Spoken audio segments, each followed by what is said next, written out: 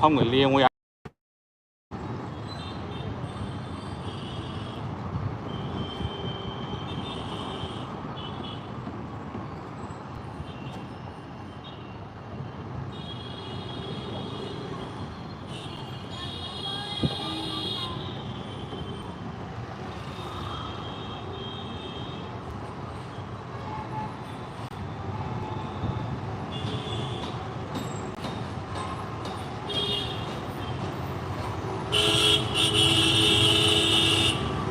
bus không thuộc về lại thằng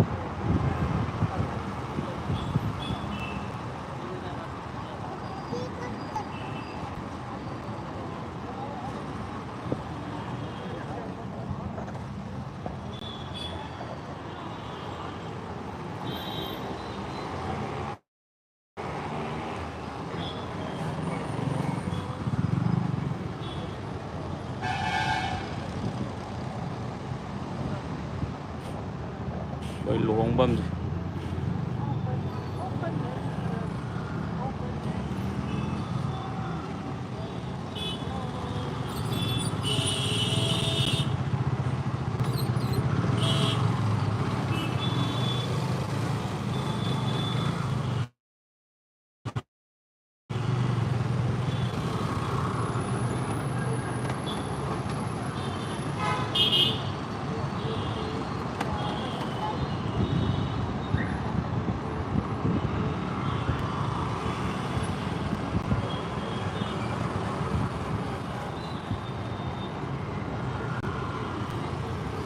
Dari bol kasi si Chaksa pa matulog pa ni kilometer mapanjat pa sida kilometer mangau param giroy kung ama ungsang ra kep talak pa ni Malabar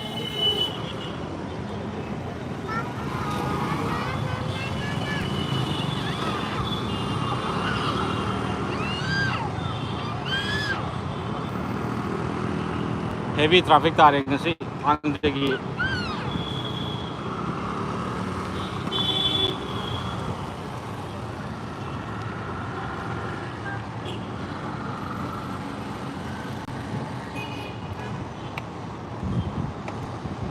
Wendai cái phòng làm đây đây Kaliara đó cái Gili Bar Restaurant để nó sao lại đi bột khôn vậy đó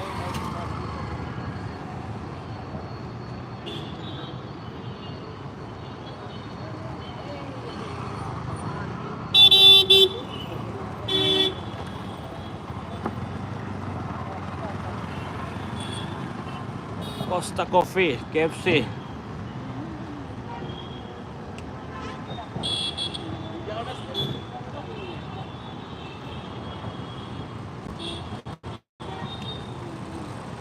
Hotel nanti dah, yang masing ni, yum dah. Dinner macam sah je nak.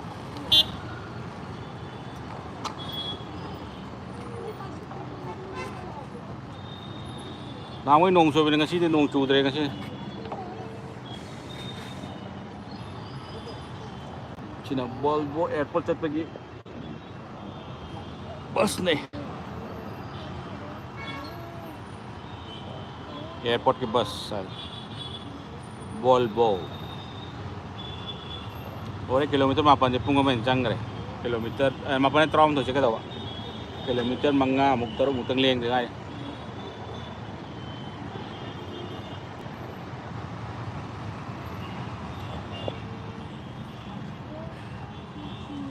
Anh ủ đi vô mâm rồi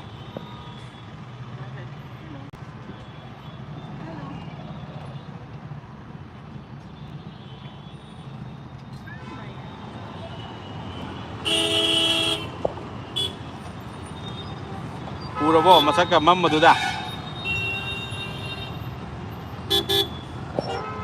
BMTC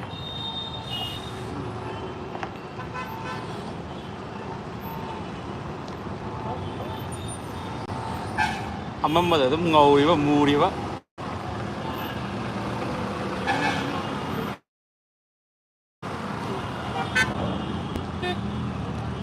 Menteri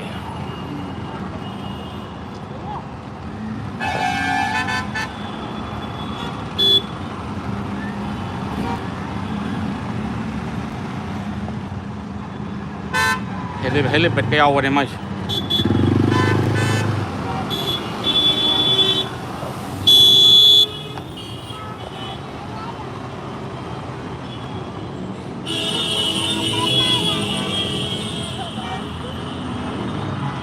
thank you kung anong to like kong salamat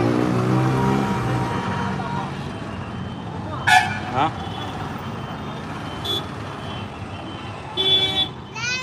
sino Vega City Mall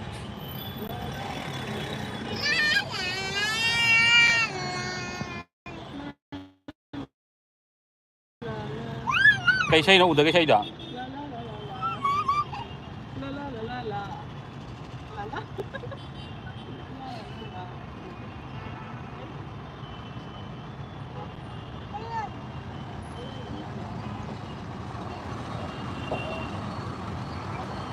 ini Vega City Mall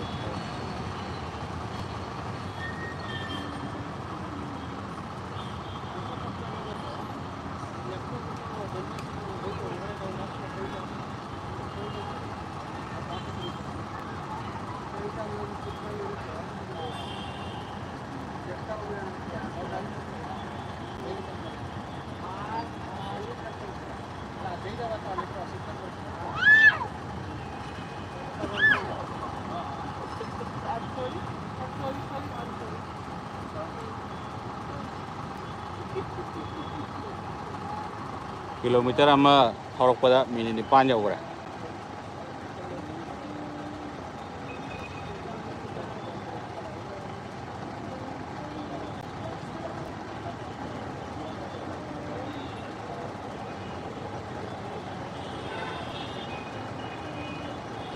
dầu ở đây tôi mang cái tà rồi đó quay lại cái kilometer mấy mà đã phun đi chăng rồi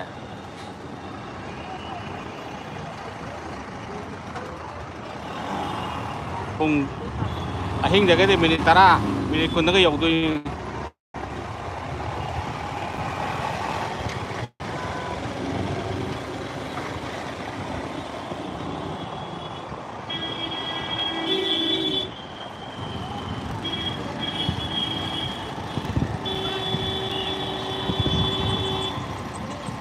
कोई ना Bangalore outlet है जो रखो ना Bangalore city है गलत कोई ना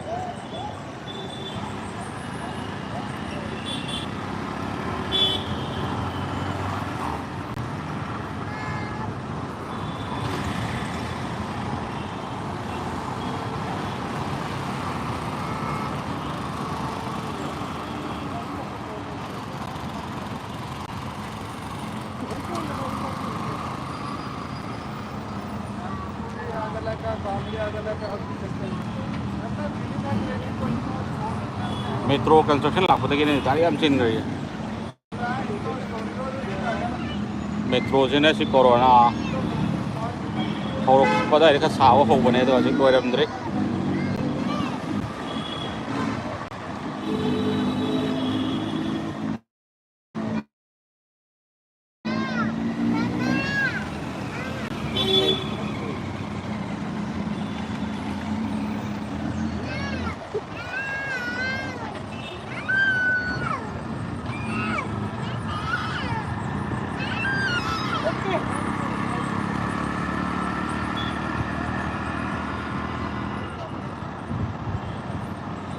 Gopala Yoksale डॉक्टर अग्रवाल करी वे नंगी बॉस नत्रो अग्रवाल बॉस लौर भाई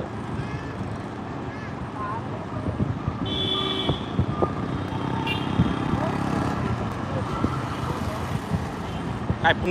काय संध्यानो पुंग निपान तारा संध्या और हाइजल लगे बेड़ा ताद्रो गोपालन यौरे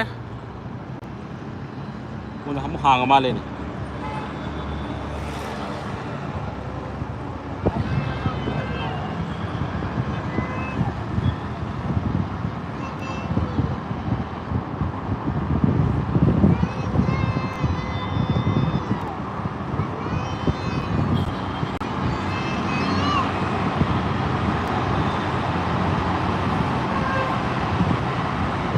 तो दे पुंग निपान की साथ आ रहे हैं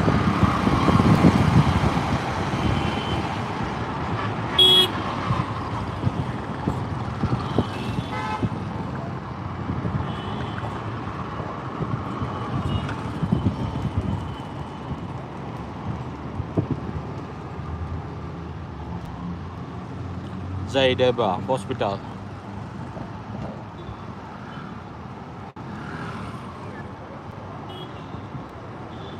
cardiovascular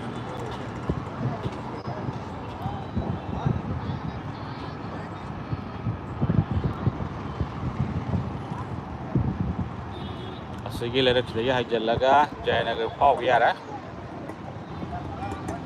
deri circle yoksale brigade road chat pe yara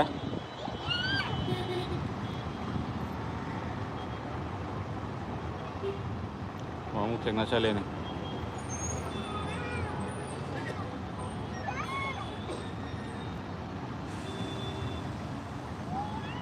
si tawada lay mi di waram bani thangna badagi lawrak pada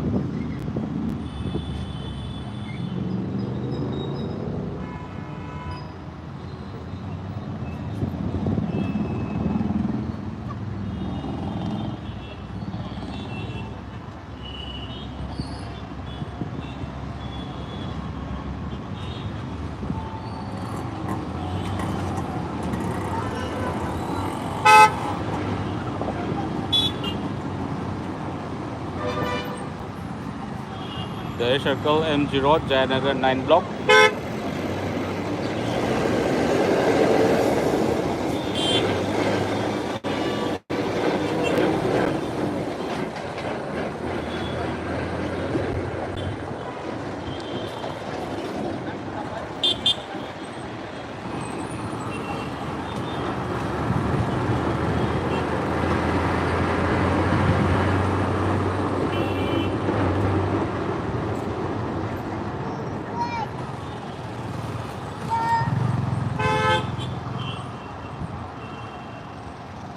sagala me hi padana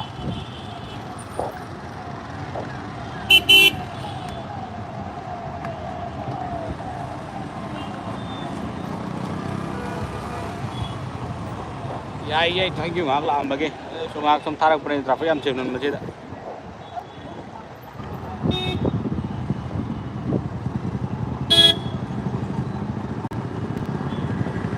Bangalore की ट्रैफिक से मई जा रहा है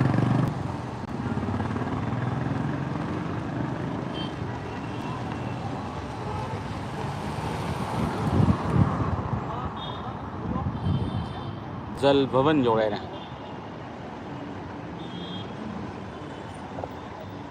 जल भवन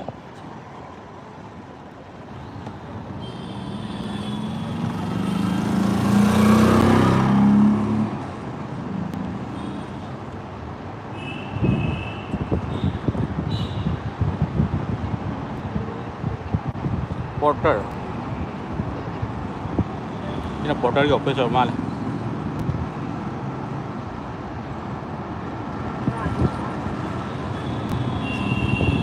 साइड हो जाकर वो मुझे शाला ट्रैफिक देखेंगे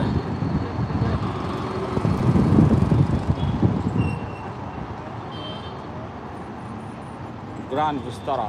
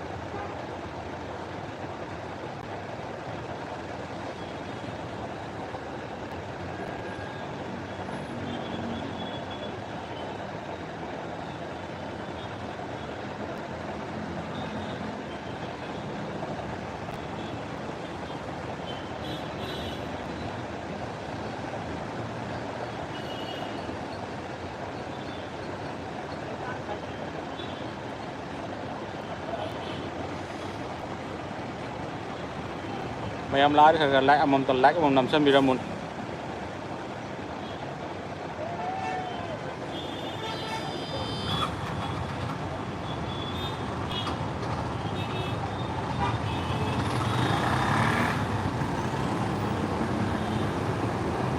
sina Jayanagar pháo gà đấy, Tilak Nagar pháo gà đấy. Zoom nó set cái Brigade Road, MG Road, Airport Road, đôi thua nữa.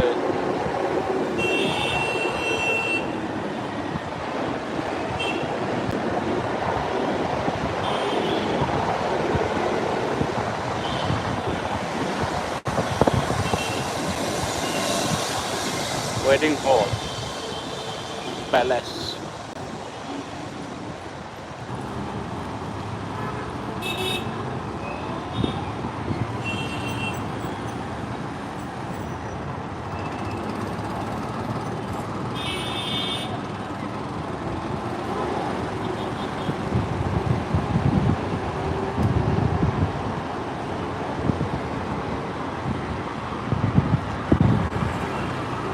Dairy Circle.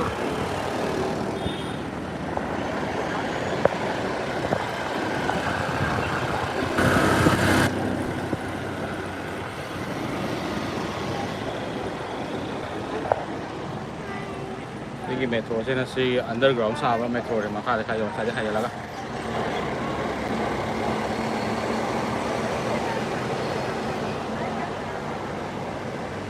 underground sao và cái metro đấy.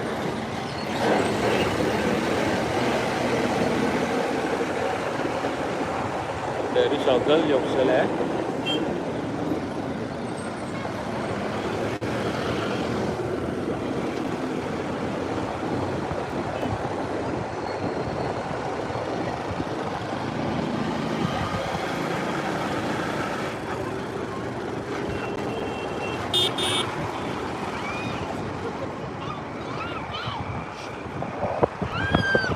Sila Bridge,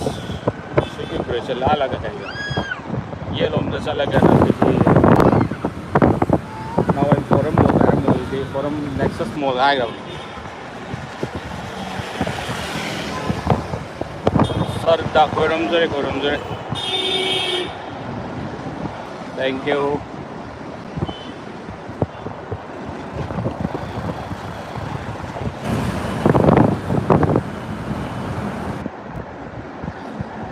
so ai jena Lakshndra opposite na Nimas on opposite na Nimas lai rani son cái area gì là hỏi cái y cả đúng đây là mình không chừng chưa là cái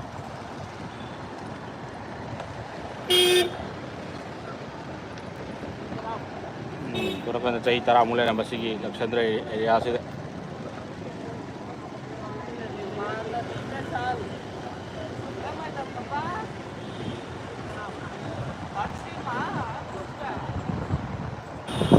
quay để tụ bùa đồng đi môi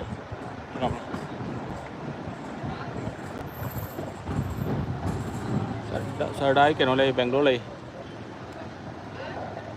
coi như lấy làm bao đó suy chỉ đất chăng gá suy sẽ chăng gá phải là first left hai cái đó first left lấy rồi mà tao mới xoay cái lối lấy rồi office में हम साल है हमारे थुकाए rồi कि ना Lakshndra की junction five चैनिंग बोलो यार ब्रिगेड M0 7 किलोमीटर मरी और चैनिंग में के चप्पल नुआरे फाइव जंक्शन हम नुआरे सी ऑपोजिट ना के Lakshndra की स्टेट बस चैनिंग तारा मने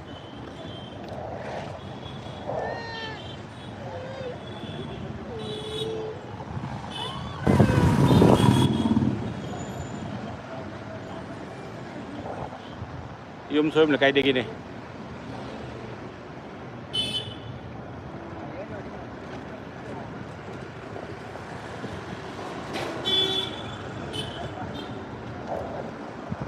cái chôm nó chắc cả MG Road Brigade Road người từ Bangalore Cricket Stadium cái lại lối này si trên á Adugodi chính là Boss Company xem sòng này ai đó soi bấm lại cái này và Imphal gì Bosch company German company से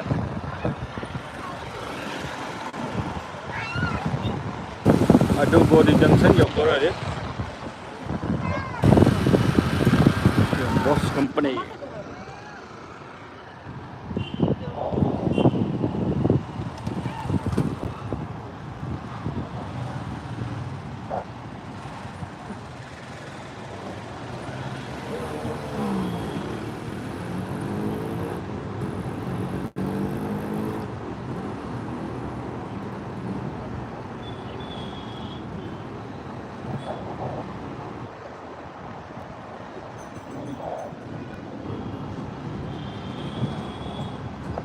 सोमदगी अदुम चलसु याय ngसाई MG road का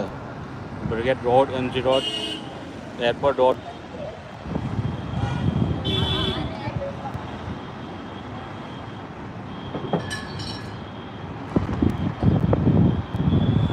यौदी यौसलकदरे मफम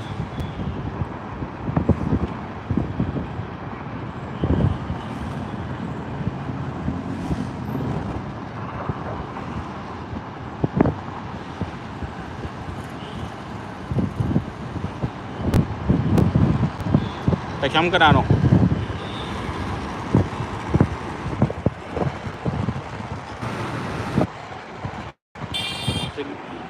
si Bangalore Association ka lay ba du mari lay na bo dikhang ba yai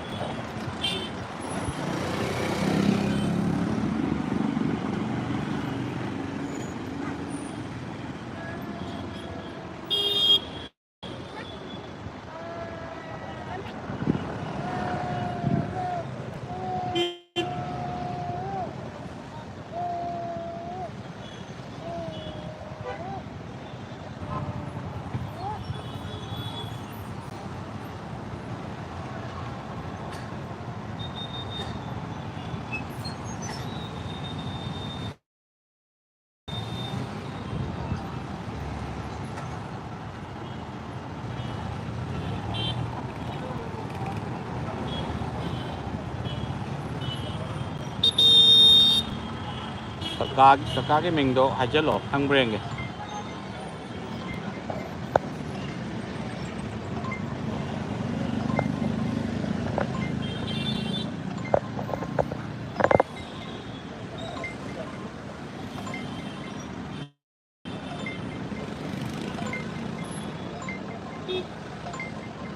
Awal traffic jam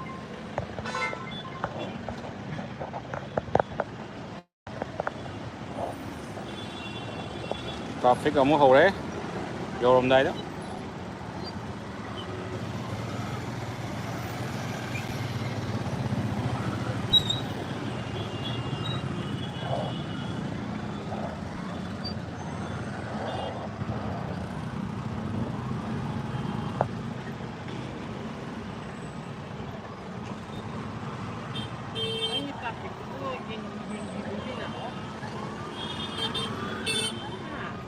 Som ni dah, kera kabok kera apa ni le.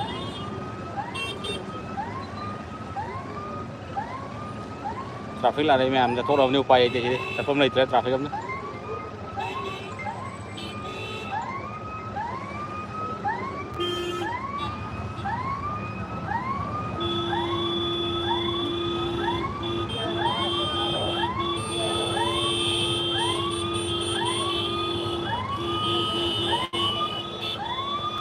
Ambulance lagi baik deh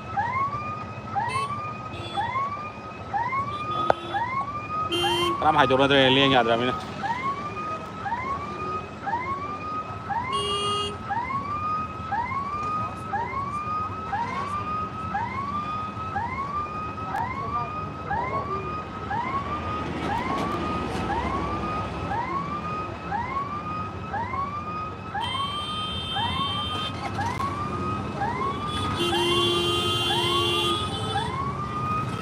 police से गाड़ी थादों नगरने गाड़ियों को महंगा लाने उसे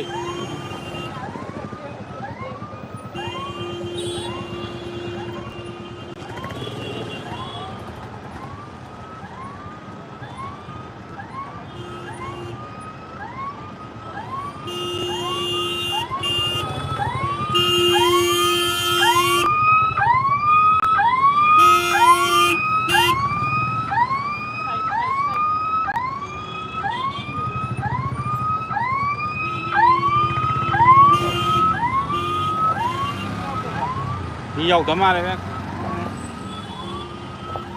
มีเยาตัวตกเป็นอะไรไหม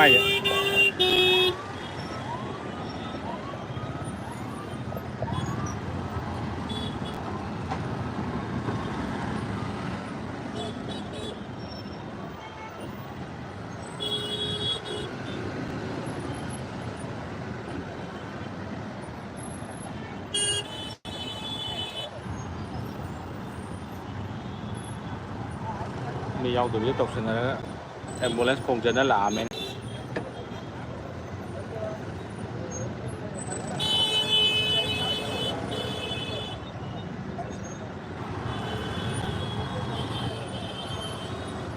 tàu thầu cho nó đi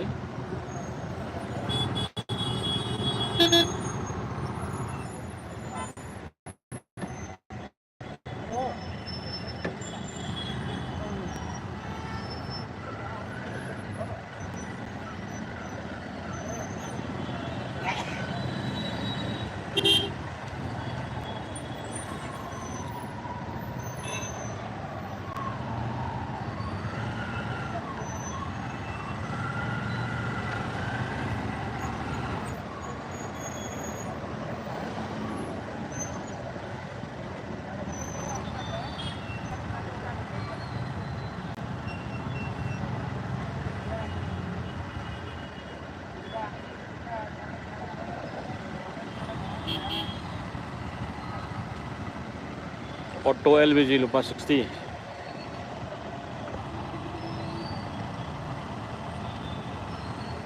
60 jauh berapa LPG ya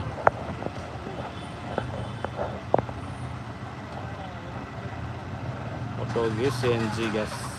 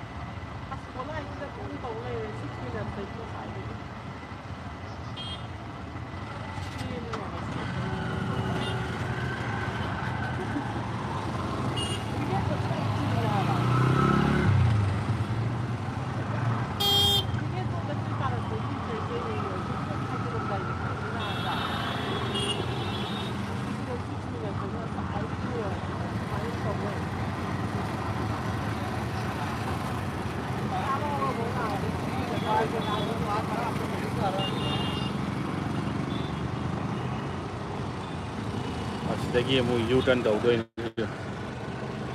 U turn जिला कमाए काम कोई जो है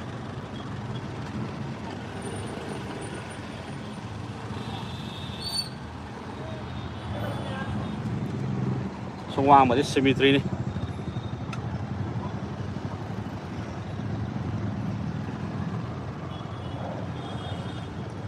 vậy tới lên luồng chút măng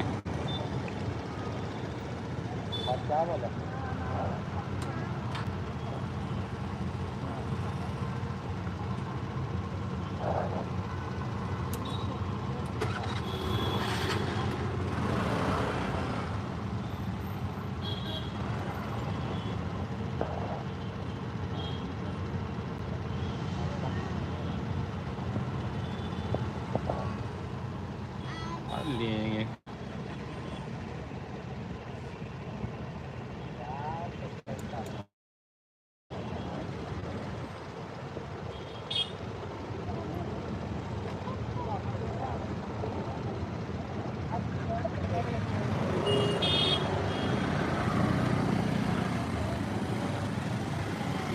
hay là mình đang coi vào không đã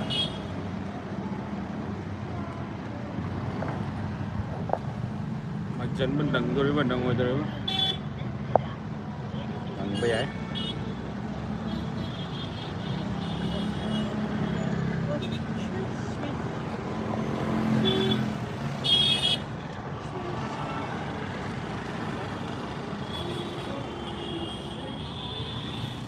ada palia cang đó đấy bây giờ đi học sẽ là đấy